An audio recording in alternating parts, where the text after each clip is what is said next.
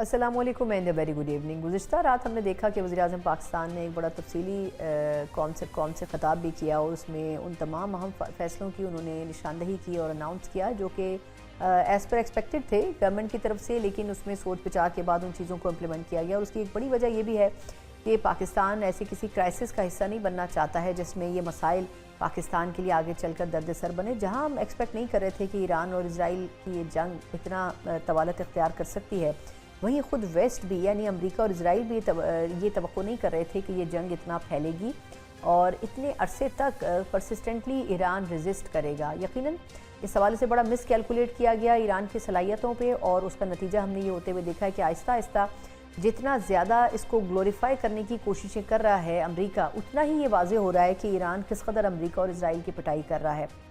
और इसी वजह से हम ये भी देख रहे हैं कि जिस तरह पिछले कुछ दिनों में सऊदी अरब के अंदर जो सैटेलाइट उनके जो सेक्टर्स थे उसको जब निशाना बनाया गया, तो उसके बाद इन सैटेलाइट इमेजेस को पब्लिश करने के ऊपर भी सो कॉल्ड पाबंदी लगा दी गई है कि अमेरिका और इसराइल के जो एसेट्स हैं उनको अगर नुकसान पहुंचेगा तो उसकी जो तस्वीर हैं वो तकरीबन 96 घंटे तक होल्ड की जाएंगी, जबकि ईरान की जो चीज़ें हैं वो फौरी ही शेयर कर दी जाएंगी। एक बड़ा ही गैर मुनसिफाना किस्म का रवैया वेस्ट की तरफ से जंग में हम देख रहे हैं, लेकिन पाकिस्तान फिर भी एक अपने तौर पर बैलेंस पैदा करते हुए इस रीजन में चल रहा है। ईरान की सपोर्ट में भी बात कर रहे हैं हम, और हम ये भी कोशिश कर रहे हैं कि हम मुज़ाकरात की सूरत में इस जंग को किसी तरीके से किसी खात्मे के ऊपर लेके जाएं।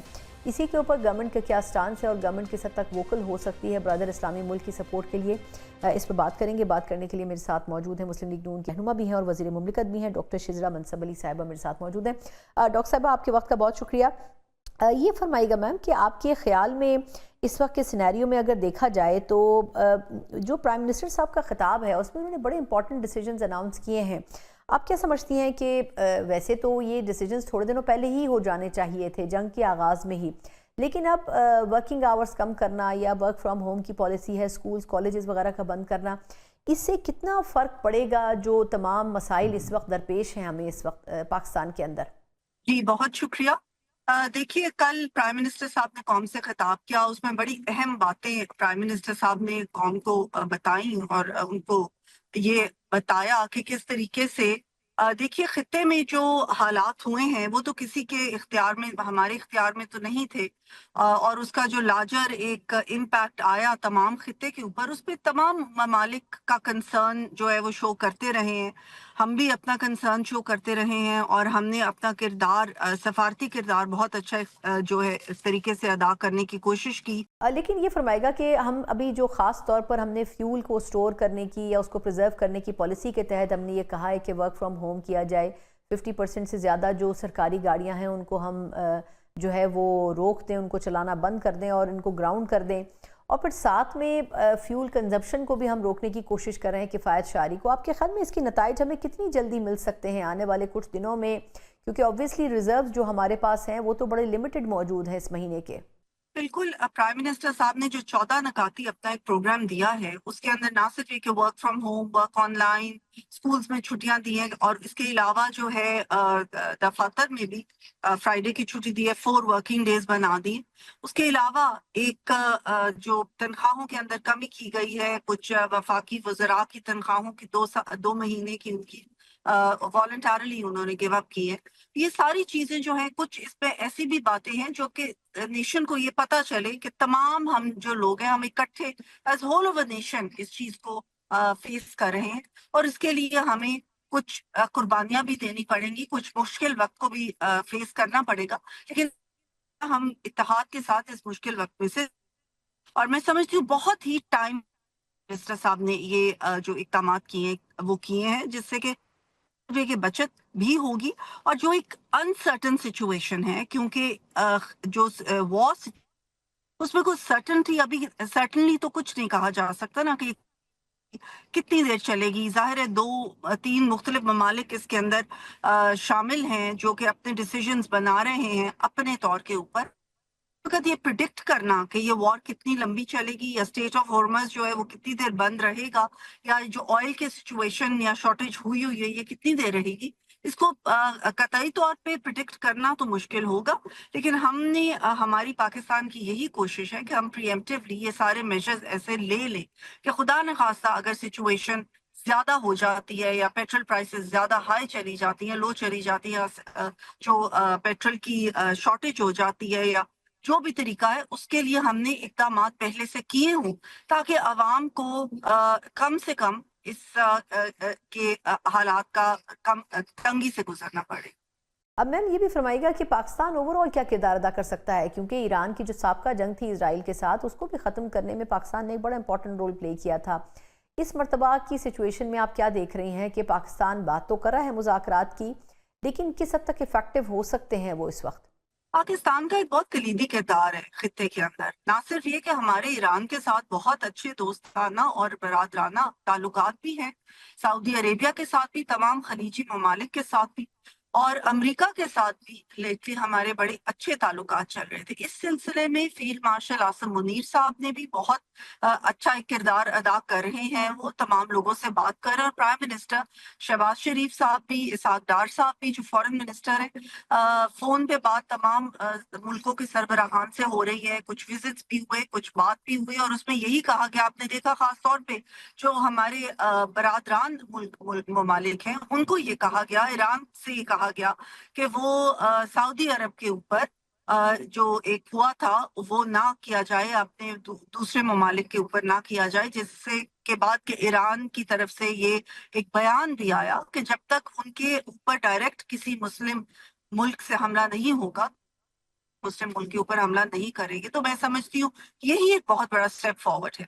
और इसके अलावा भी यही कोशिश हो रही है कि इसको जंग को जो हमारे खित्ते के ममालिक हैं, जो हमारे मुस्लिम ममालिक हैं, उनके अंदर आपस में कशीदगी ना पैदा हो, और उनके अंदर जो आपसी ताल्लुकात है वो जो बेहतरी की तरफ अब आए हुए थे वो उसी तरीके से रहे, और उनके अंदर पाकिस्तान जितना भी किरदार अदा कर सकता है वो इंशाल्लाह ताला कर रहा है और करेगा।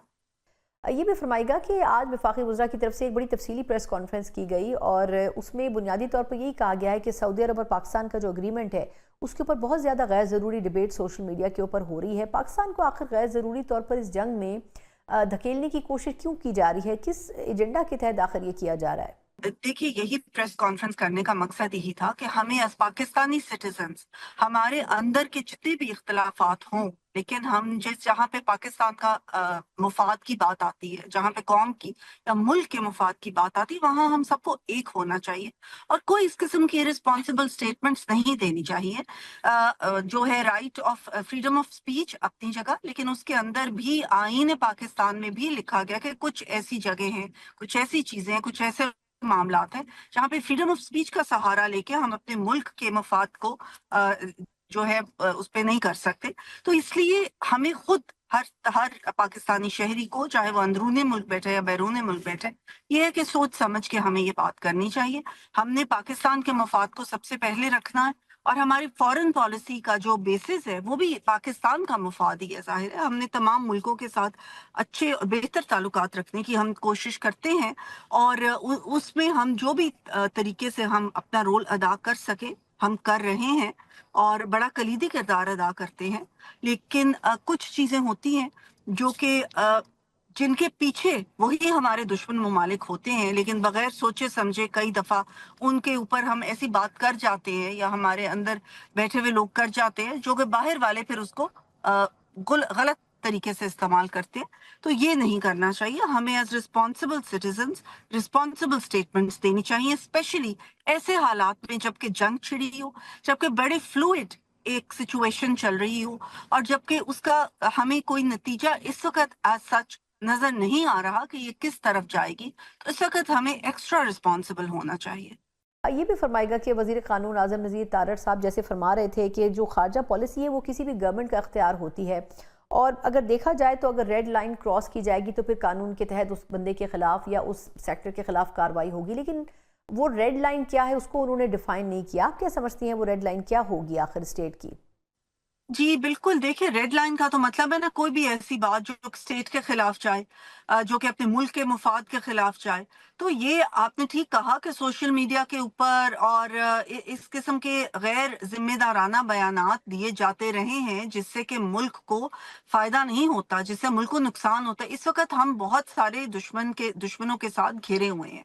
और जैसे मैंने कहा, इंडिया तो हमारा बिल्कुल ओपनली डिक्लेयर्ड दुश्मन है, लेकिन इस वक्त हम अपने लेफ्ट बॉर्डर पे अफगानिस्तान को भी इस्तेमाल किया जा रहा है प्रॉक्सी के तौर पे हमारे खिलाफ, और वहां से दहशतगर्दी की जा रही है हमारे मुल्क के अंदर। उसके भी हमारा एक किस्म की जंग ही छिड़ी हुई है कि हम किस तरीके से दहशतगर्दी को खत्म कर सकें।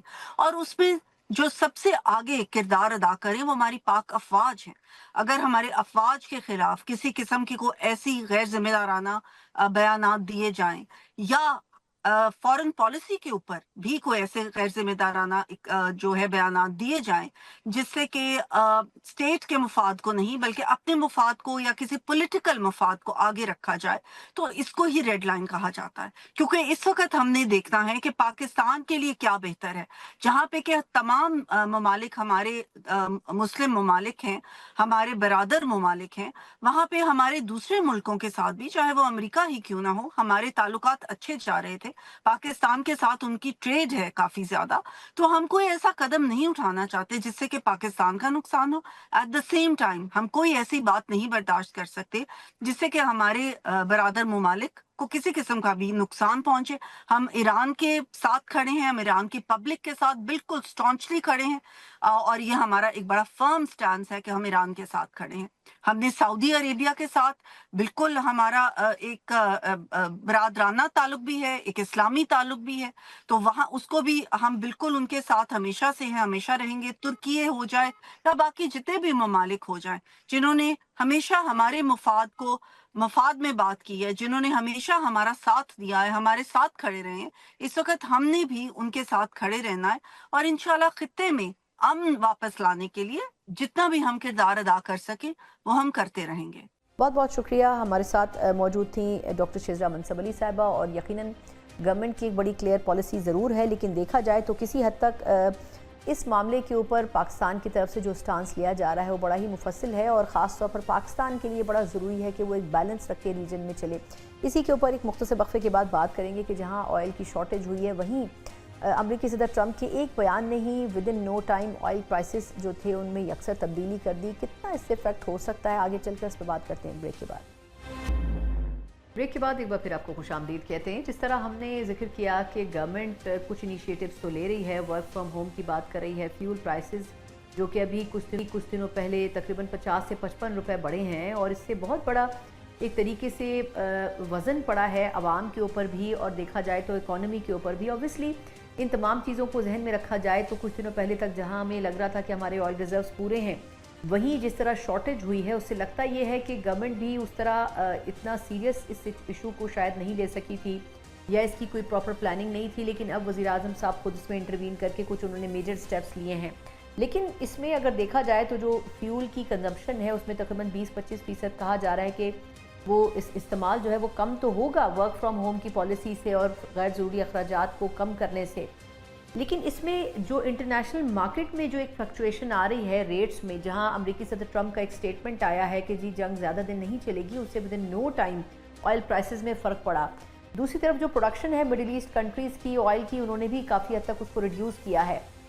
लेकिन इन तमाम चीज़ों को सेटल डाउन होने में कितना टाइम लग सकता है, और क्या अगर ऑयल रिजर्व्स बहाल होते हैं पाकिस्तान के अंदर तो क्या ये प्राइसेस वापस उधर जा सकेंगे जहां से इसको हाइक मिली और वो महंगाई कम हो सकेगी? इनके ऑब्वियसली बड़े क्रिटिकल असरात हो सकते हैं आगे चल के। इसके ऊपर तफसीली बात करेंगे। बात करने के लिए मेरे साथ मौजूद हैं, ना सिर्फ तज्जियाकार हैं बल्कि एग्जीक्यूटिव डायरेक्टर हैं SDPI के, डॉक्टर आबिद सुलैरी साहब मेरे साथ मौजूद हैं। डॉक्टर साहब, सर आपके वक्त का बहुत शुक्रिया। सर, ये जो अभी कल प्राइम मिनिस्टर साहब ने रात को खिताब किया और उसमें 3-4 बड़ी इंपॉर्टेंट चीज़ें थी, वर्क फ्रॉम होम की बात की, गैर ज़रूरी अखराजात की, उन्होंने कटौती की बात की, और 4 रोज़ा उन्होंने कहा जी वर्क वीक होना चाहिए। ऑब्वियसली ये मेजर्स लिए जाने चाहिए थे। क्या हमने, एक तो थोड़ा सा हम लेट नहीं हो गए ये स्टेप्स लेने में, दूसरा इससे फ़र्क कितना पड़ेगा आपके ख्याल में? क्या हम थोड़ा अंडरस्टैंड नहीं कर रहे थे कि ये हो सकती है सिचुएशन ऐसी, हमने थोड़ा लेट अंडरस्टैंड किया कि ये हमें बचत भी करनी है कुछ दिनों के रिजर्व्स को बढ़ाने के लिए? देखिए اس کو دیر آئے درست آئے جنگ اللہ کرے جلد ختم ہو، لیکن اگر جنگی صورتحال نہ بھی ہو یا تیل کی قیمتیں جو ہیں وہ بھی ہوں تو بھی جو ہے ہمیں انرجی کنزرو کرنی چاہیے۔ یہ ہمیشہ سے بحث ہوتی ہے جب بھی کوئی اس طرح کی ان یوزول سچویشن ہوتی ہے کہ جی پوری دنیا میں مارکیٹس 6 بجے بند ہو جاتی ہیں، ہماری مارکیٹس شروع ہی شام کو 6 بجے ہوتی ہیں اور ساری رات انرجی کنزیوم کر رہے ہوتے ہیں ہم۔ تو انرجی بچانا یا آپ کی جو امپورٹڈ ڈپینڈنسی ہے، جو ڈپینڈنسی ہماری امپورٹڈ فوڈ پہ، اس کو کم کرنا تاکہ ہمارا زر مبادلہ بچ سکے، تو یہ تو ایک صائب قدم ہے اور یہ ہر حالت میں ہونا چاہیے۔ اب کیا ہم نے اس کو دیر کر دی یا جلدی کر دی؟ تو یہ اتنی انپریڈکٹیبل سچویشن ہے اور اتنی انسرٹن ہے کہ دیکھیں 2 ہفتے پہلے تک تیل کی قیمتیں جو تھی عالمی منڈی میں وہ $60 بیرل تھی، ایک بیرل میں 159 لیٹر ہوتے ہیں، تو $60 پر بیرل تھی۔ 2 ہفتے کے بعد وہ $120 پہ یعنی دگنا ہو گئی، اور اب پچھلے 24 گھنٹوں میں وہ 120 سے کم ہو کے $91 پہ آ گئی۔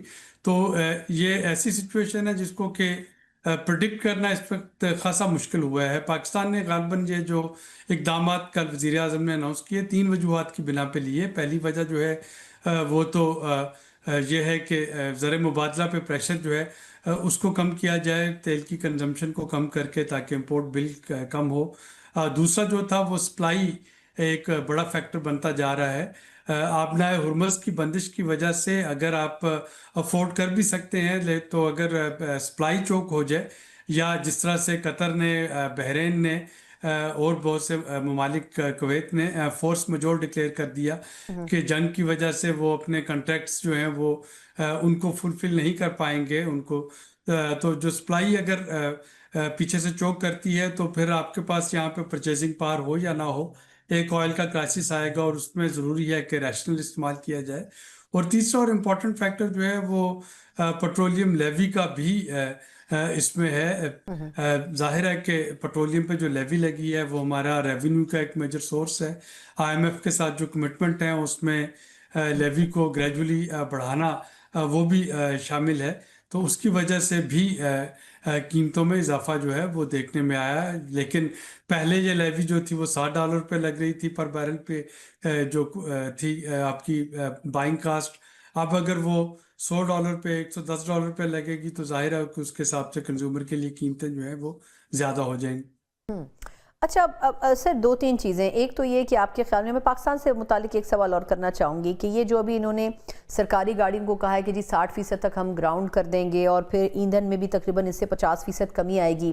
ویسے تو دیکھا جائے تو جو تجزیہ کار ہیں وہ یہ کہہ رہے ہیں کہ اگر ہم غیر ضروری اخراجات کو کم کر دیں تو تقریباً 20 سے 25% کے قریب جو ریزروز ہیں وہ ایکسٹینڈ ہو جاتے ہیں، یعنی کہ وہ زیادہ دن چل جاتے ہیں۔ تو آپ کے خیال میں ایک تو مسئلہ یہ بھی ہے کہ ہمارے یہاں آپ نے بالکل صحیح نشاندہی کی کہ شام سے تو بازار شروع ہوتے ہیں جب دنیا بھر میں بازار بند ہو جاتے ہیں، لیکن اگر اوورآل بھی دیکھا جائے تو ہم ان پالیسیز کو ایکسٹینڈ کیوں نہیں کر سکتے؟ اور دوسرا، جب یہ جنگ شروع ہوئی تھی ایران اسرائیل کی تو ہم نے اس وقت تھوڑی سی اگر بر وقت کر لی ہوتی، اس وقت کہا جا رہا تھا کہ جی ہمارے پاس اپنی جو ڈیمانڈ ہے اس کے حساب سے ریزروز پورے ہیں، اچانک ہی ہمیں کچھ دن بعد یہ لگا کہ ہمارے ریزروز ختم ہو گئے اور پیٹرول پمپس پہ فیول بھی ملنا بند ہو گیا، تو ہمیں پہلے کیوں نہیں پتا ہوتا کسی چیز کے حوالے سے؟ ہم اپنا ہوم ورک کیوں نہیں کر کے رکھتے؟ میرا خیال ہے ریزرو جو تھے اس کے بارے میں تو وہ 1 مہینے کے ریزروز تھے اور اب بھی ہیں۔ اصل چیز جو تھی وہ آبنہ ہرمز کی بندش اور جو ریفائنریز پہ حملے شروع ہوئے۔ کل جو بہت سے فیصلے کیے گئے اس کے پیچھے جو ٹٹ فار ٹیٹ ریفائنریز پہ حملے ہونا شروع ہوئے، اور قطر، پھر بحرین، پھر کویت، انہوں نے یکے بعد دیگرے فورس میں جو ڈکلیئر کرنا شروع کیا، تو اس سے پوری دنیا میں ایک پینک آیا سپلائی کا کہ شاید جو سپلائی ہے ریفائنری سے وہ نہ بند ہو جائے، یا اگر سپلائی ہوتی بھی ہے تو آبنہ ہرمز میں جو اس وقت شپ پھنسے ہیں ان کی وجہ سے یہاں پہ ڈیلیوری میں تاخیر نہ ہو، تو وہ میجر ٹریگر تھے ان فیصلوں کو لینے میں۔ ادروائز آپ کے پاس 1 مہینے کے ریزرو جو ہیں وہ تو آج بھی موجود ہیں۔ اب دیکھنا یہ ہوگا، اور آپ نے بالکل درست نشاندہی کی کہ ان میں سے بہت سی پالیسیز ایسی ہیں جو کہ پرماننٹ ہونی چاہیے، یعنی بجائے اس کے کہ آپ ان کو صرف حالت جنگ سے لنک کریں۔ وہ اچھی چیزیں ہیں اور ان کو ویسے ہی آپ کو پورا سال جو ہے وہ چلانا چاہیے پرماننٹ تاکہ پالیسیز ہونی چاہیے. آسٹیرٹی ہوں جی آسٹیرٹی جس کا ڈنڈورا تقریباً ہر حکومت پیٹتی ہے، کوئی بھی ہو کسی بھی سیاسی جماعت کی، تو اس کو ایک مستقل فیچر بنایا جا سکے، یہ صرف کاسمیٹک آسٹیرٹی نہ رہے. درست. اچھا سر، اب یہ امریکی صدر ٹرمپ کا بھی اسٹیٹمنٹ آیا، صحافیوں سے وہ بات چیت کر رہے تھے، اس میں انہوں نے کہا کہ جو یہ جنگ ہے یہ زیادہ دن نہیں جاری رہے گی. ان سے پوچھا بھی گیا کہ کتنے دن، 2-4 دن، ہفتہ، لیکن انہوں نے اسپیسیفائی نہیں کیا. لیکن ایسا لگ رہا ہے کہ اب امریکہ بھی اس جنگ سے ایگزٹ چاہتا ہے. جو انیشل نمبرز ہیں کہہ رہے ہیں کہ شاید ابھی تک 2 تو 3 دن جو شروعاتی تھے اس میں تقریباً 4-5 ارب ڈالر کے تو ان کے جو مطلب اسلحہ اور یہ چیزیں ہیں وہی استعمال ہو گئی تھی امریکہ اسرائیل کی. آپ کے خیال میں وہ خود بھی کتنا ڈیسپریٹلی ایگزٹ کرنا چاہتے ہیں؟ اور وہ جو سو کالڈ بات کر رہے ہیں کہ ہم نے رجیم کی تبدیلی کر دی، تو وہ تو ہوئی نہیں، کولیپس تو وہ چاہتے تھے لیکن ڈیموکریسی نہیں آئی. تو آپ کے خیال میں امریکہ کتنا اب انٹرسٹڈ ہے اس کو کنٹینیو کرنے میں، اس جنگ کو؟ امریکہ کے لیے اب یہ نہ جائے رفتن نہ پائے ماندن والی سچویشن زبردست. بن گئی. جی جی. تو اس سے جان چھڑانا تھوڑا سا مشکل ہو گیا. دیکھیں 5.6 بلین ڈالر جو ہے وہ ابھی تک جنگ میں جھونکے جا چکے ہیں. اور جو رجیم چینج کی بات تھی، یا جو امریکہ کا خیال تھا کہ آیت اللہ خامنائی کی شہادت کے بعد ایرانین اسٹیٹ یا ایرانین رجیم ڈس انٹیگریٹ کر جائے گی، تو وہ تو نہیں ان کا خواب پورا ہوا، بلکہ ہم نے دیکھا کہ وہ کنٹینیوشن چل رہی ہے. بلکہ اس شہادت نے ایرانی قوم کو مزید یکجا کر دیا، اگر میں کہوں کہ ان کے لیے ایک جو کاز تھی، یونیفائڈ کاز، وہ مل گئی، اور جو بیرونی جارحیت ہے اس کے خلاف ایرانی قوم متحد ہو گئی. تو اس وقت جو کیلکولیشنز جو پولیٹیکل لیول پہ کی جا رہی ہوں گی امریکہ میں، ان میں یہ فیکٹر یقیناً کافی امپورٹنٹ ہے، چونکہ ایران اس کو ہاریزنٹلی وار کو ایکسپینڈ کر رہا ہے گلف ممالک میں، اور اس میں گلف ممالک کا دباؤ بھی شامل اس وقت امریکہ پہ ہونا چاہیے کہ اس کو لمٹ کیا جائے. یعنی گلف ممالک اس وقت کیا چاہ رہے ہوں گے؟ گلف ممالک چاہ رہے ہیں کہ یا تو رجیم کا مکمل خاتمہ ہو جائے تاکہ ان کے لیے کوئی کوٹ اینڈ کوٹ تھریٹ نہ رہے، اور اگر ایسا نہیں ہوتا تو پھر امریکہ اس جنگ کو ختم کر دے تاکہ گلف کنٹریز پہ جو اس کے امپیکٹ آ رہے ہیں کم از کم وہ بند ہوں. اس میں روس اور چائنا کا بھی بیچ میں کود جانا اور ایران کی سفارتی مدد کرنا. اس میں رشین ایمبیسیڈر کا لنڈن میں 2 دن پہلے پریس کانفرنس بڑی میننگ فل تھی. اسی طرح سے چائنیز وزیر خارجہ کی کل کی سٹیٹمنٹس بڑی امپورٹنٹ تھی. تو یہ سارا جو اس وقت ڈپلومیٹک پریشر بن رہا ہے، اس میں یقیناً پریزیڈنٹ ٹرمپ پہ یہ دباؤ ہوگا کہ اس کو ایک منطقی نتیجہ دے کے وکٹری کلیم کرتے ہوئے اس جنگ کو ختم کر دیا جائے. اب یہ شروع کرنا تو امریکہ کے اختیار میں تھا، اس کو ختم کرنا شاید امریکہ کے اختیار میں اس طرح سے نہیں ہے. اور ہمیں دیکھنا ہوگا کہ اب نئی قیادت کے انڈر ایران اس میں کیا فیصلے جو ہے وہ کرتا ہے، اور یہ کنفلکٹ جو ہے کتنا اسکلیٹ کرتا ہے اس وقت. اچھا، ویسے سر آپ کے خیال میں ایران اسرائیل کی جو جنگ ہے، ویسے تو لگ رہا ہے کہ شاید ہفتہ 10 دن تک یہ کسی طرح کسی کنکلوژن پر پہنچے، لیکن یہ جو بات چیت کی بات ہو رہی ہے، ایران تو انٹرسٹڈ نہیں ہے ڈائیلاگ میں. آپ کیا سمجھتے ہیں کہ یہ کیسے مطلب ختم ہوگی بات چیت؟ اگر ایران نہیں کرنا چاہ رہا تو امریکہ کیسے ان کو بات چیت کے لیے منائے گا؟ جیسے ہم نے دیکھا تھا کہ فلسطین میں بھی ایک جو تھی غزہ میں امریکہ نے ایک یونیلیٹرل سیز فائر ڈکلیئر کر دیا تھا. اسرائیل کو کہہ دیا تھا کہ وہ اپنی جو اٹیکس ہیں ان کو بند کرے، اور ایک اناؤنسمنٹ کر دی تھی. تو پریزیڈنٹ ٹرمپ کے لیے تو ایک اناؤنسمنٹ کرنا جو ہے وہ کافی ہے کہ جی ہمارے مقاصد کوٹ اینڈ کوٹ پورے ہو گئے اور اب ہم اس جنگ کو کنٹینیو نہیں رکھنا چاہ رہے. اگر ان کی یہ سٹیٹمنٹ آتی ہے تو وہ جو اسرائیل کو ایک ڈیفنس شیلڈ ملی ہے امریکہ سے، کم از کم اس کو اس سے ڈیپریویشن ہو جائے گی، اور اسرائیل بڑا محتاط ہو جائے گا اپنے فیوچر سٹیپس میں. اس وقت تو اسرائیل کی حلہ شہری کی ایک بنیادی وجہ جو ہے وہ امریکہ کی پروٹیکشن ہے، کہ امریکہ کے جو بحری بیڑے ہیں یا امریکہ جو انٹرسیپٹر ٹیکنالوجیز اور جو ٹولز دے رہا ہے اسرائیل کو، کہ جس کی وجہ سے ایران کے بیلسٹک میزائل جو ہیں وہ انٹرسیپٹ ہو رہے ہیں، تو اس کی وجہ سے جنگ چل رہی ہے. تو اگر امریکہ اس میں سے وڈرا کرتا ہے تو ظاہر ہے کہ اسرائیل کے لیے جو ہے وہ حملے کرنا ممکن نہیں رہے گا یا ان کو انٹرسپٹ کرنا ممکن نہیں رہے گا. اور یہاں پہ پھر کچھ سفارتی دباؤ جو ہے وہ ایران پہ بھی جو رشیا اور چائنا اور پاکستان جیسے ممالک جو ہیں ان کی طرف سے آ سکتا ہے، جس سے ایک ٹیمپرری سیز فائر جو ہے وہ آپ کو ہوتا ہوا مل جائے. اچھا لاسٹلی سر، یہ جو ابھی بات ہو رہی ہے، آپ کے خیال میں اس پوری جنگ کے بعد ریجن میں آپ کیسے ڈیولپمنٹس ہوتے ہوئے دیکھ رہے ہیں؟ کیا تبدیلیاں ہوں گی؟ اب جیسے کہا یہ جا رہا ہے کہ ایران کو سپورٹ کیا ہے بیک اینڈ کے اوپر چائنا نے، رشیا نے، اور پھر جس طرح تیل کی شارٹیج ہوئی ہے تو یہ بھی سننے میں آ رہا ہے کہ رشیا کے اوپر کچھ سینکشنز کم کی جا سکتی ہیں. تو اوورآل آپ کو اس جنگ کے بعد پوسٹ وار کیسا سینیریو بنتا ہوا نظر آ رہا ہے؟ نہیں، گلف جو ہے، گلف کا نقشہ بدل جائے گا. یہ گلف کی تیسری بڑی جنگ تھی. پہلی جو تھی وہ 1993 میں تھی، جو کہ وہ عراق اور کویت کی جنگ میں مغربی ممالک نے کویت کا ساتھ دیا تھا اور عراق کو 4 دن میں پسپا ہونا پڑا تھا. پھر 2003 میں ایک میجر جنگ تھی جو عراق پہ جب حملہ کیا گیا، اس میں جارج بش کے زمانے میں ان میں کیمیکل ویپن کا بہانہ لگا کے. اور یہ تیسری بڑی جنگ ہے. یہ ان تینوں جنگوں میں پہلی دو جو تھی وہ تو ڈیفرنٹ تھی. عراق اس طریقے سے سولیڈیفائی نہیں کر سکا اپنی جو نیشنل ریزسٹنس تھی، لیکن ایران کے معاملے میں جیسا کہ میں نے کہا کہ وہاں پہ نیشن بلڈنگ جو ہے اس کو افیکٹ نہیں کیا جا سکا. اور وہ جو رجیم چینج کی بات ہو رہی تھی اس کی کنٹینیوشن بلکہ دیکھنے میں آئی ہے. اور ایرانی ریزسٹنس جو ہے وہ کافی لمبا عرصہ چل سکتی ہے ڈرونز کی شکل میں اور باقی چیزوں کی شکل میں. دوسرا جو اس کا امپیکٹ آیا ہے وہ گلف کنٹریز پہ آیا ہے، جو کہ اپنے آپ کو سیف ہیون، اسپیشلی یو اے ای اور قطر، جو کہ اپنے آپ کو سیف ہیون ڈکلیئر کر رہے تھے پوری دنیا کی انویسٹمنٹ کے لیے. وہاں پہ انویسٹر کا اعتماد اس وقت شیٹر ہوا ہے. اگر آپ دیکھیں کہ اس وقت منہ مانگے دام دیے جا رہے ہیں ایویکویشن کے یو اے ای سے یا قطر سے مغربی انویسٹرز کی جانب سے، چارٹرڈ فلائٹ کی شکل میں یا باقی جو ہے مختلف گراؤنڈ بارڈر جو ہے سعودی عرب سے کراس کرنے کی شکل میں. اور یہ شاید دوبارہ انویسٹر کا جو اعتماد ہے اتنی جلدی بحال نہ ہو سکے. اور تیسری امپورٹنٹ چیز جو ہے وہ اس وقت ایران اور گلف کنٹریز میں جو بڑی مشکل سے یو اے ای اور سعودیہ نے کوشش کی تھی ایک اپروچ ماں کی، وہ کانفیڈنس شیٹر ہو گیا اور وہ شاید دوبارہ واپس نہیں آ سکے گا.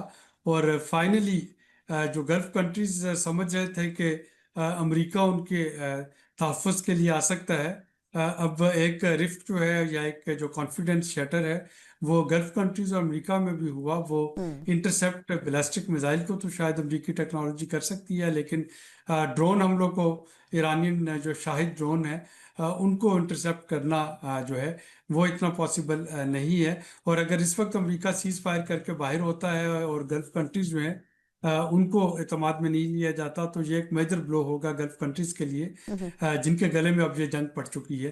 تو یہ سارے خطے کی جو جیو پولیٹیکل سچویشن ہے یہ کافی آنے والے لمبے عرصے کے لیے یہ چینج رہے گی اور دیکھنا ہوگا کہ کیسے چیزیں انفولڈ ہوتی ہیں. بہت بہت شکریہ سر آپ کے قیمتی انالیسس کے لیے. ڈاکٹر عابد صاحب ایس ڈی پی آئی کے ایگزیکٹو ڈائریکٹر اپنا تجزیہ دے رہے تھے. موجودہ سینیریو میں ہم دیکھ رہے ہیں تبدیلیاں تو بڑی میجر ہونے جا رہی ہیں، لیکن اوبویسلی اس میں جہاں امریکہ ایک سیف ایگزٹ چاہتا ہے وہیں ایران کی طرف سے بھی پسپائی کی کوئی نشاندہی یا شواہد نہیں مل رہے ہیں، جو کہ شاید امریکہ اور اسرائیل کے لیے بڑا سرپرائزنگ فیکٹر ہے. کچھ پاکستان اور افغانستان سے جڑی بات کریں گے کہ کس حد تک افغانستان گلوریفائی کرنے کی کوشش کر رہا ہے منفی پروپیگنڈا کے ذریعے کہ پاکستان ان کے شہریوں کو نشانہ بنا رہا ہے. اس کے اوپر بات کرتے ہیں بریک کے بعد. بریک کے بعد ایک بار پھر آپ کو خوش آمدید کہتے ہیں. ہم نے بڑا تفصیلی ذکر کیا ایران اسرائیل کی جنگ، اس کے جو اثرات ہیں، فیول پرائسز، لیکن دوسری طرف اس کے بالکل پیرالل ایک امپورٹنٹ چیز اور وہ ہے پاکستان افغانستان کی جنگ. اس سے ہم صرف نظر نہیں کر سکتے کیونکہ پچھلے 4 سال میں جو کچھ افغانستان کی طرف سے پاکستان کے خلاف ہوتا رہا، پاکستان کی اپنی ایک برداشت جو تھی اس کے مطابق پاکستان نے نہ صرف اس کو بڑے کاملی طریقے سے ہینڈل کرنے کی کوشش کی بلکہ انٹرنیشنل سینیریو میں اس کو ہائی لائٹ بھی کیا.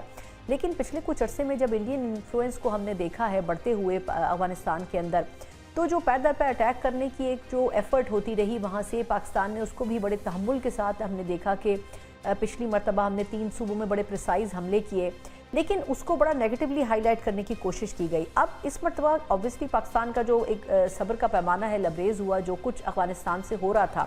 پاکستان نے ایک کنٹینیوس فیز میں अपनी उन स्ट्राइक्स को जारी रखा है, लेकिन अब उसके जवाब में बजाय इसके कि अफगान तालिबान सो कॉल्ड जो रिजीम है वो इस चीज़ को अंडरस्टैंड करके तालिबान या टीटीपी के लोगों को अपनी सरजमीन से निकाले या इसको इंडोर्स करे कि वो इस दहशतगर्दी का खात्मा करेंगे, वो पाकिस्तान के खिलाफ ये प्रोपेगेंडा कर रहे हैं कि पाकिस्तान उनके शहरियों की जानें ले रहा है। किस हद तक ये एक झूठा प्रोपेगेंडा है और इसमें भारत का किस हद तक इन्फ्लुएंस है, इसके ऊपर ज़रा तफसीली बात करेंगे। बात करने के लिए मेरे साथ मौजूद हैं सीनियर दिफाईकार अब्दुल्ला हमीद गुल साहब। सर, बहुत शुक्रिया आपके वक्त के लिए। ये फरमाइएगा कि पाकिस्तान की एक बड़ी प्रिसाइज तरीके से स्ट्राइक्स हो जारी हैं पिछले कुछ दिनों से, और हम सब जानते हैं कि उसकी वजह यह है कि पाकिस्तान भी अब फेडअप हो चुका है, एक ऑप्टिमम लेवल हमारा आ चुका है। आपके ख्याल में ये जो बात हो रही है कि अफगानिस्तान इस इशू को हाईलाइट करने की कोशिश कर रहा है कि जी पाकिस्तान तो हमारे शहरियों को मार रहा है, आपके ख्याल में इस झूठे प्रोपेगेंडा से कितना कोई वेस्ट इन्फ्लुएंस होगी और इस एजेंडे को ज़्यादा उभारने का आखिर मकसद क्या है? बिस्मिल्लाहिर्रहमानिर्रहीम। बहुत बहुत शुक्रिया, आपने मुझे मदऊ किया। देखें, पहली बात यह है कि अफगानिस्तान के इस तमाम लग़्व प्रोपेगेंडे को कोई भी घास नहीं डाल रहा। और आज जो मार्को रूबियो ने बात कही है उसके अंदर ये कहा है कि जो लोग अमेरिकन नेशनल्स हैं उनको ज़बरदस्ती अफगानिस्तान ने एबडक्ट करके रखा हुआ है, उनको अब नाजायज़ रखा हुआ है। तो ये बात तो आज उनकी तरफ से आई है। तो अफगानिस्तान के हवाले से तो मेरे ख्याल में जो उनका प्रोपेगेंडा है, मासवाए जो भारत के पेट में मरोड़े उठ रहे हैं, उसके अलावा तो मेरे ख्याल में अफगानिस्तान में भी कोई नहीं सुनने के लिए तैयार। क्योंकि इस टाइम पे अफगानिस्तान के अंदर लोग उनको एक मुसल्लत शुदा रिजीम कहते हैं। लोग उनको ये कहते हैं कि ये भारत नवाज रिजीम है जो कि बुत परस्तों के साथ खड़े हैं। अफगान कौम तो बुत शिकनों की औलादें हैं, वो बुत परस्तों के साथ तो नहीं खड़े हो सकते।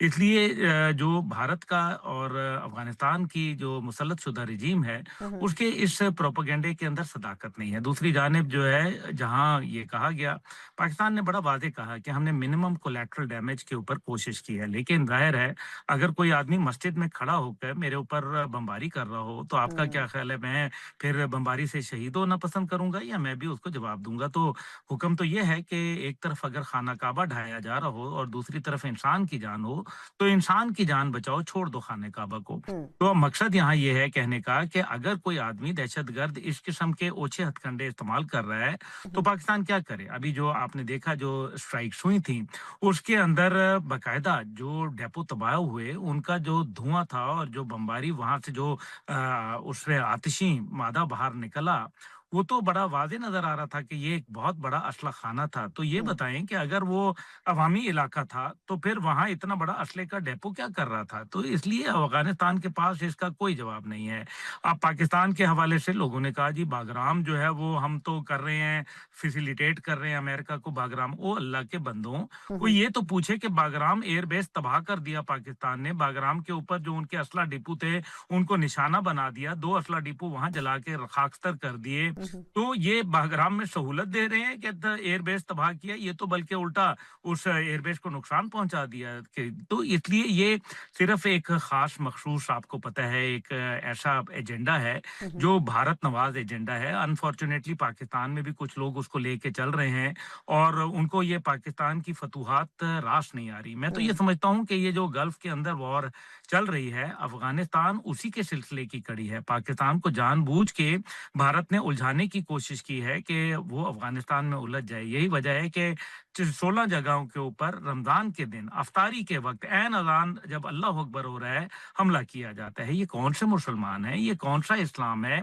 ये कौन सा कुरान इनको ये कहता है? तो बस्तगफार, इनका तो कुरान से, किसी कौमियत से, किसी रंग नस्ल से कोई ताल्लुक नहीं है। पाकिस्तान बावर करा चुका है कि उनका मसला अफगानिस्तान से नहीं है, उसकी कौम से नहीं है। हम उसकी कौम को, उस मुल्क को आज भी मुकद्दम जानते हैं, लेकिन उस पर मुसल्लत शुदा लोग जो हैं, जो कि भारत नवाज, इजराइल नवाज हैं, उनको हम किसी सूरत तस्लीम नहीं करेंगे। और ख़ास तौर पर जब वो पाकिस्तान के अंदर दहशत गर्दी के लिए मामलात प्रोवाइड कर रहे हों, जो दहशत गर्दों को वहाँ अपने गले लगा रहे हों। और ख़ुद अभी रशिया की जो रिपोर्ट आई है उसके अंदर वजारत खारजा ने कहा है कि $43,000 माहाना उसका वजीफा दे रहे हैं नूरवली मासूद का। तो अफगानिस्तान की जानिब से इसके ऊपर डिनाइल नहीं आया। तीसरी जानिब जो है वो ये भी कहा जा रहा है कि जो यूनाइटेड नेशन की जो 3 रिपोर्टें सिक्योरिटी काउंसिल की हैं वो कहती हैं कि वहाँ 40 से ज्यादा दहशतगर्द तंजीमें अफगान हुकूमत के जेर साया चल रही हैं। तो ये वो तमाम चीजें हैं जिनको देखना पड़ेगा, और भारत का पैसा आ रहा है। जो ताज़ा इतलात मैं सना साहिबा आपको जरूर देना चाहूंगा, इस टाइम पे जो पाकिस्तान ने अब अपनी मेरे ख्याल में स्ट्राइक्स की हैं, सर्जिकल स्ट्राइक्स की हैं, उसके नतीजे के अंदर वो जो वहाँ ऐसे जो एंटी एलिमेंट पाकिस्तान के थे जो पाकिस्तान से दुश्मनी लगाते हैं, वो सारे वहां से काबुल से फरार होके इस टाइम पे पंचीर में जाके पनाह ली है। और मुझे जगह का भी इल्म है, लेकिन मैं वो आपको शेयर नहीं कर सकता। लेकिन मकसद यहाँ कहने का ये है कि इस टाइम पे अफगानिस्तान के अंदर भी लोग इस टाइम पे अफगान तालिबान रजीम के खिलाफ खड़े होते जा रहे हैं। खुद अहमद मसूद का बयान, जो कि नेशनल रेजिस्टेंस फ्रंट को इस टाइम पे हेड कर रहे हैं, उन्होंने कहा कि पाकिस्तान अगर मुआवनत करे तो हम बदख्शां के जरिए बाकायदा हम जो इसकी पाकिस्तान और ताजिकिस्तान के दरमियान में जो इलाका है 99.1 किलोमीटर वाखन कॉरिडोर, उसको लेने में मदद कर सकते हैं। पाकिस्तान ऐसा नहीं चाहता। पाकिस्तान अपना टेरिटोरियल एक्सपेंशन नहीं चाहता। पाकिस्तान सिर्फ ये चाहता है कि पाकिस्तान के ऊपर दहशतगर्दी ना हो, और अगर वो होगी तो चाहे अफगान तालिबान रजीम उसमें शामिल है, कोई इंडिविजुअल शामिल है, कोई उसके अंदर बाकायदा अच्छा, मुझे प्लानर अब्दुल्ला है या साहब, मुझे PTP इसमें है, उसको जी नहीं जी छोड़ना। हाँ सर, मुझे इसमें एक सवाल और की भी इजाज़त दें। आपके ख्याल में पाकिस्तान तो मुसलसल यही बात कर रहा है कि जो अफगानिस्तान की सरजमीन पाकिस्तान के खिलाफ इस्तेमाल नहीं हुआ। आपने भी जैसे मुख्तलिफ जो अक़वाम मुत्तहिदा के अलावा आपने US की भी रिपोर्ट्स दी, सिगार की रिपोर्ट्स इससे पहले माजी में आई, कांग्रेस की रिपोर्ट्स आई, मतलब ये सब चीज़ें यही कह रही थी कि इन टेररिस्टों का खात्मा होना चाहिए, अमरीकी असला पाकिस्तान के खिलाफ इस्तेमाल हो रहा है। आप क्या समझते हैं सर कि अब जो वेस्ट है वो भी पाकिस्तान के मौक़िफ़ को इंडोर्स कर रहा है इस मामले में, और अगर कर रहा है तो फिर इसके बाद आगे फर्दर क्या करना है? मतलब सिर्फ इंडोर्समेंट से तो पाकिस्तान की तसल्ली नहीं होगी। देखिए सना बीबी, मैं हमेशा से इस बात का बड़ा वाज़ेह बोलता रहा कि पाकिस्तान मीनिंगफुल अंडरस्टैंडिंग चाहता है, यानी कि कोई अमली तौर पर पाकिस्तान को सबूत दिया जाए। यूरोपियन यूनियन जाते हैं, वो बड़ी तारीफ करते हैं कि जनाब आप दहशतगर्दी के खिलाफ बड़े मजबूत होकर लड़ रहे हैं। अमेरिका है तो वो आपको तारीफ करता है, वाशिंगटन पोस्ट लिख देता है, न्यूयॉर्क टाइम लिख देता है, दीगर जरायद लिख देते हैं। हमें इससे नहीं, हमें ज़बानी कलामी नहीं चाहिए, माफ़ कर दें, हमें हमें ज़बानी कलामी तारीफ नहीं चाहिए, हमें अमली तौर पर चाहिए। अफगानिस्तान को आप जो $160 मिलियन महाना भेजते हैं, और जिस सिगार रिपोर्ट का आपने जिक्र किया, उसके तहत $18 बिलियन अमेरिका ने उनको 2021 के इनखला के बाद से दिए। हम चाहते हैं वो पैसा खत्म कर दिया जाए। हम चाहते हैं कि अफगानिस्तान के अंदर जो अमेरिकी असला है उसको अमेरिका वापस ले जाए, जैसे 2025 के अवाइल में डोनाल्ड ट्रंप साहब खुद कह चुके थे, लेकिन अभी तक उसके ऊपर अमल दरामद नहीं हुआ। फिर इसी तरीके से हम ये चाहते हैं कि पाकिस्तान के ऊपर किसी किस्म की दहशतगर्दी ना हो। हम ये चाहते हैं कि अफगानिस्तान जो एक डिक्लेयर्ड टेररिस्ट कंट्री है, और जिससे अब रूस ने भी अपना वो स्टेटस वापस ले लिया है जो उसको तस्लीम करने का था, हम ये सिर्फ चाहते हैं कि भारत, क्योंकि उसके ऊपर बराह रास्त करम नवाजियां कर रहा है, भारत के साथ अमेरिका 10 साल दिफाई मुआहदा क्यों करता है, ये सवालिया निशान भारत के ऊपर उठता है, अमेरिका के ऊपर भी उठता है। तो मगरिब इस टाइम पे हमें नजर आ रहा है कि मगरिब बोलता तो है ज़बानी कलामी, लेकिन अमली तौर पर तो इस टाइम पे वो अफगानिस्तान और भारत को सपोर्ट करता नजर आता है पैसे के तहत। अब दूसरी जानिब जो मेरे ख्याल में इंटरेस्टिंग बात यह है वो ये है कि पाकिस्तान को जिस तरह से जब वहाँ तमाम ममालिक मौजूद थे, 48 ममालिक अफगानिस्तान में, और $2.43 ट्रिलियन खर्च किए गए और डिजायर्ड रिजल्ट नहीं हासिल किए, पाकिस्तान ने मुट्ठी भर वसाइल से जो रिजल्ट हासिल किए हैं, अब पाकिस्तान को आप डिप्लोमेटिक, आपको पॉलिटिकल, आपको स्ट्रेटेजिक, मिलिट्री सपोर्ट देनी पड़ेगी, ताकि पाकिस्तान और मुआशी सपोर्ट देनी पड़ेगी, ताकि पाकिस्तान मजबूत होकर दहशतगर्दी का कला कमा करे। क्योंकि ये रिपोर्ट जिसका मैंने जिक्र किया या आपने जिक्र किया, वो ये भी कहती हैं कि पूरे खिताई ममालिक इससे मुश्किल के अंदर हैं। आप देखें, जैश अदल अफगानिस्तान से ईरान के अंदर हमले करती है, जो उनके लिए मुश्किल बन गई है। इसी तरीके से UIM जो है वो उज़्बेकिस्तान पर हमले करती है, ETIM ताजिकिस्तान के ऊपर हमले करती है, फिर TTP हो गया, BLA हो गया, मजीद ब्रिगेड हो गया, ये तमाम, और जमातुल अहरार हो गया, ISKP हो गया, ये तमाम पाकिस्तान के लिए खतरा बन गए हैं।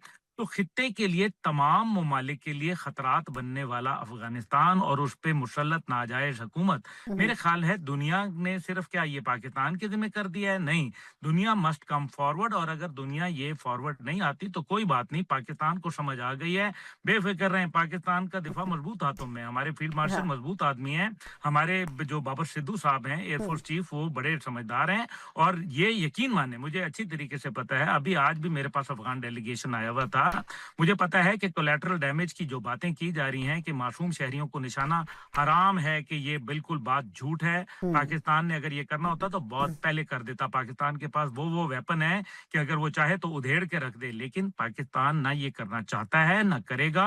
हाँ, दहशतगर्दों के ठिकानों को हम इसलिए निशाना बनाते चले जा रहे हैं और चले जाना चाहिए क्योंकि अफगानिस्तान ने अक्टूबर के बाद हम पर दोबारा हमला किया और आर्टिकल 51 यूनाइटेड नेशन का चार्टर ये इजाजत देता है कि हम अपने दिफा के अंदर अब स्ट्राइक्स कर सकते हैं। अगर पाकिस्तान ने ये किसी दबाव के तहत या वैसे ही इंसानी हमदर्दी के तहत अगर ये स्ट्राइक्स बंद कर दी तो दहशतगर्द एक दफा फिर दोबारा अपने आप को इकट्ठा करेंगे, अपनी तवानाइयों को बढ़ाएंगे, भारत से पैसा लेंगे, ट्रेनिंग लेंगे, हथियार लेंगे। Thank you so much. बहुत ही मुफस्सिल अंदाज में इस वक्त के सिनेरियो के ऊपर अब्दुल्ला हमीद गुल साहब बात कर रहे थे और पाकिस्तान का जो एक मौक़िफ़ है वो वाज़ेह ज़रूर है और अंडरस्टैंडेबल भी है, लेकिन अब साथ ही भारत का जो असल चेहरा है वो भी दुनिया के सामने अफगानिस्तान के पर्सपेक्टिव और पाकिस्तान के पर्सपेक्टिव के हवाले से भी आ रहा है। इसी के साथ ही प्रोग्राम का वक्त ख़त्म होता है। मुझे इजाज़त दीजिए। अल्लाह हाफ़िज़।